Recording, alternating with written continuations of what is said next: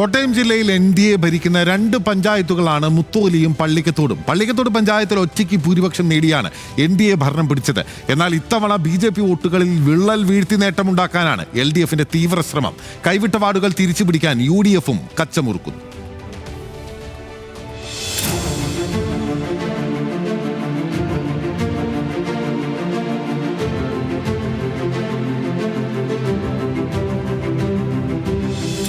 വർഷത്തിലധികം UDF കൈവശം വെച്ച പഞ്ചായത്ത് കഴിഞ്ഞ തവണയാണ് NDA പിടിച്ചെടുത്തത്. 13 വാർഡുകളിൽ 7ഇടത്ത് ജയിച്ചു കയറിയായിരുന്നു മുന്നേറ്റം. 6 വാർഡുകളിൽ BJPയും ഒരിടത്ത് BDJSും. ഭരണത്തിലുണ്ടായിരുന്ന UDF 2020 തെരഞ്ഞെടുപ്പിൽ 2 വാർഡുകളിലേക്ക് ചുരുങ്ങി. വീണ്ടും തിരഞ്ഞെടുപ്പെത്തുമ്പോൾ ഭരണം നിലനിർത്താൻ കഴിയുമെന്നാണ് NDAയുടെ പ്രതീക്ഷ.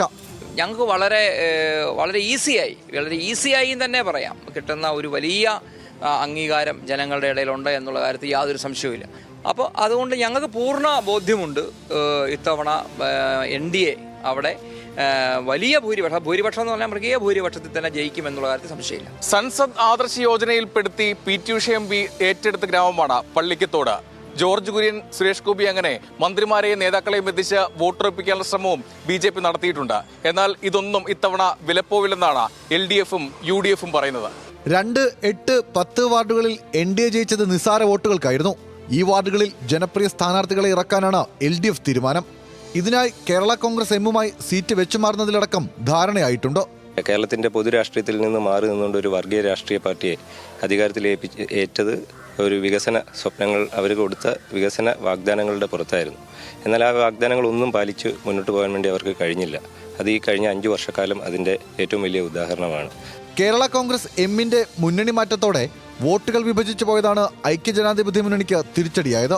ഇത്തവണ സാഹചര്യം മാറിയെന്നും മുന്നേറ്റമുണ്ടാക്കാൻ കഴിയുമെന്നുമാണ് UDFന്റെ പ്രതീക്ഷ.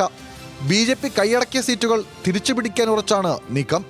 ഇത്രയും കുത്തൊഴിഞ്ഞ ഭരണം ഈ കേരളത്തിൽ വേറൊരു പഞ്ചായത്തിലുമില്ല. 5-6 കൈമാശികൾ ലൈറ്റ് സ്ഥാപിച്ചതെന്നല്ലാതെ ഒന്നും പറയത്തക്ക വികസന പരിപാടികളൊന്നുമില്ല. കോൺഗ്രസ് ഒറ്റയ്ക്ക് അധികാരത്തിൽ വരും. 8 മുതൽ 11 സീറ്റ് എങ്കിലും കുറഞ്ഞത് കോൺഗ്രസ് ഒറ്റയ്ക്ക് നേടിയുടെ അധികാരത്തിൽ വരും.